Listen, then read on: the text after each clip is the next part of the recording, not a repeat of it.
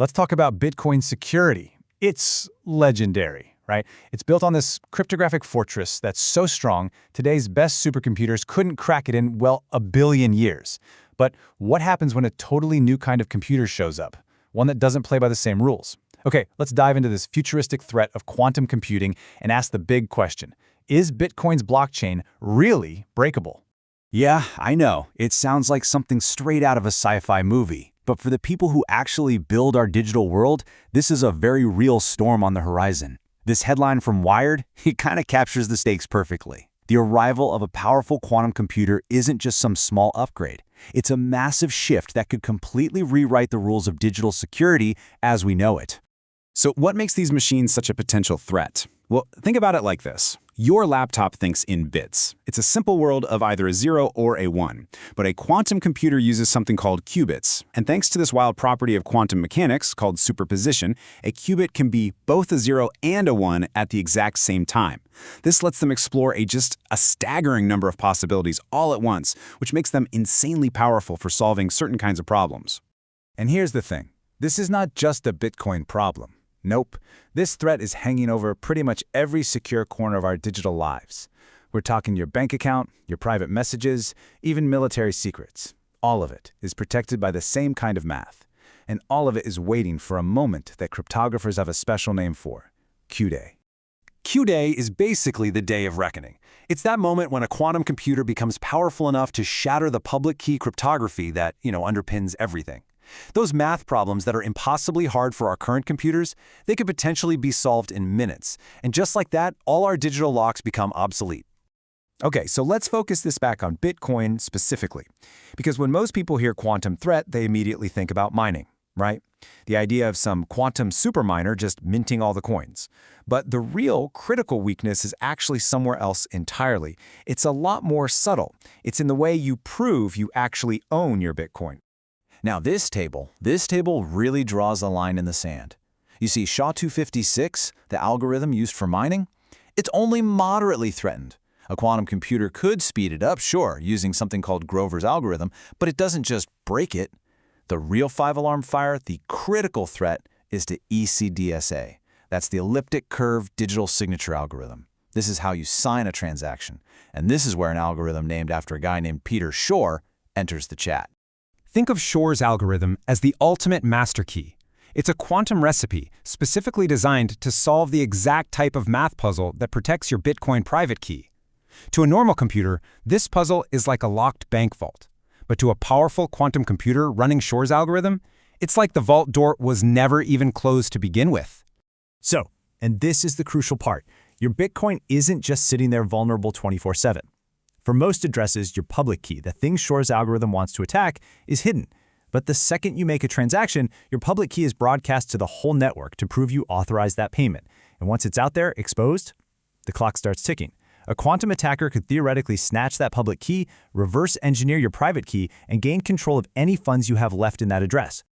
Okay, so if the old locks are breakable, the answer's pretty simple, right? We just need new, better locks. And this is where the solution comes into play. It's a whole new class of defense known as post-quantum cryptography, or PQC for short. Now, the beautiful thing about PQC is that it's not quantum itself. You don't need a quantum computer to use it. These are just new, smarter algorithms designed to run on the exact same hardware we all use today. They're just built on different kinds of math problems, ones we believe are incredibly hard for any computer to solve, quantum included. And this isn't some fringe idea. The U.S. National Institute of Standards and Technology, NIST, is already in the process of standardizing these for global use. But hey, there's no such thing as a free lunch. And this chart shows you the trade-offs perfectly. All the leading candidates come with their own pros and cons. You've got options like the lithium, which is fast and has the NIST stamp of approval, but its digital signatures are huge, which would bloat the blockchain. Then there's Falcon, which creates smaller signatures, but it's a lot trickier to implement. And Sphinx Plus is considered incredibly secure, but its signatures are just enormous. Picking the right path forward for Bitcoin, that's a massive engineering puzzle. And that brings us to the real twist in this story. You see, developing the quantum-resistant technology, that's not even the hardest part. The truly monumental challenge is getting millions of independent users, miners, and developers spread all across the globe to agree on a fix and then actually implement it together. It's not a tech problem. It's a human problem. And make no mistake, the work is absolutely happening.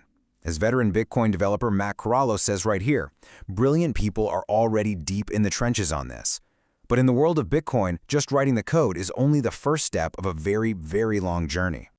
You see, Bitcoin's greatest strength, its radical decentralization, well, it kind of becomes its biggest hurdle here. There's no CEO to just give the order, no central committee to force an update.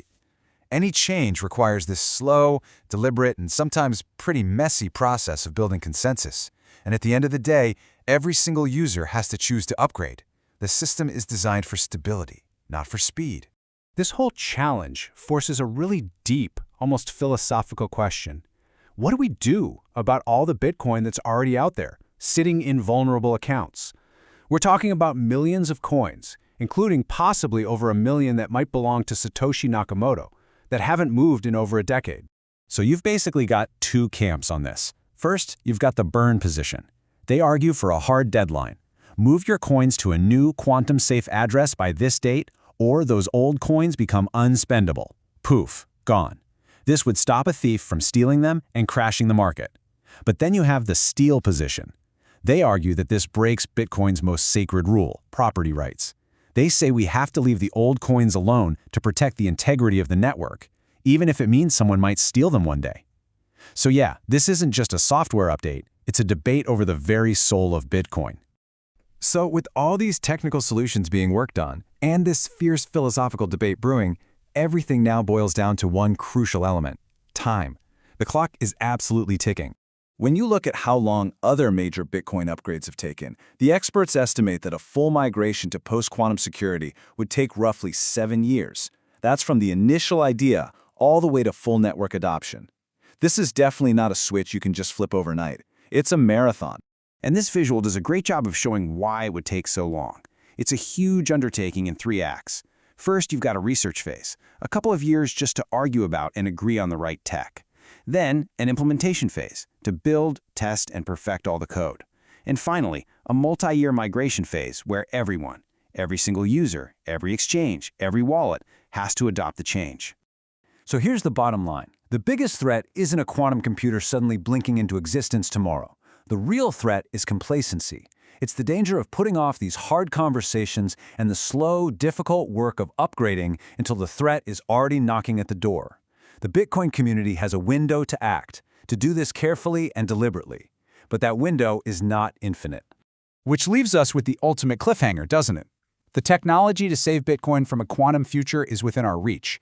But can a leaderless, global, decentralized network actually coordinate and agree on a single path forward to survive what might be its biggest existential threat ever? That is the billion-dollar or maybe even trillion-dollar question that's going to define its future.